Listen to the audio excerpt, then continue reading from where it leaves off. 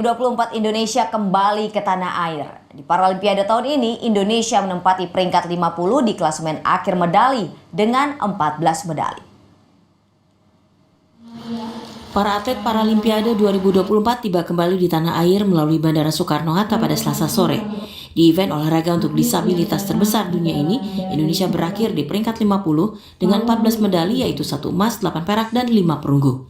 Satu-satunya medali emas disumbangkan Hikmah Ramdhani dan Kiani Ratri melalui cabang badminton nomor ganda campuran. Perolehan ini dinilai melebihi target karena jadi jumlah medali terbanyak sepanjang keikutsertaan Indonesia di Paralimpiade. Pada Paralimpiade Tokyo 2020 lalu, Indonesia mengumpulkan 9 medali. Alhamdulillah, apa yang kita harapkan, kita sampaikan saat pengukuhan dan pelepasan mengukir sejarah. Kalian benar-benar membuktikan bisa mengukir sejarah di Paralimpiade 2024. Bersyukur kita udah kembali lagi ke Indonesia dengan raihan medali yang maksimal, 1 emas, 1 perak buat saya. Saya bisa mempertahankan gelar mixed double di Tokyo kemarin walaupun dengan partner yang berbeda, tentunya saya sangat bersyukur.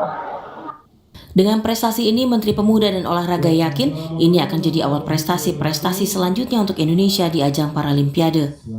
Pada Paralimpiade Paris 2024, Tiongkok keluar sebagai juara dengan 220 medali yang terdiri dari 94 emas, 76 perak, dan 50 perunggu.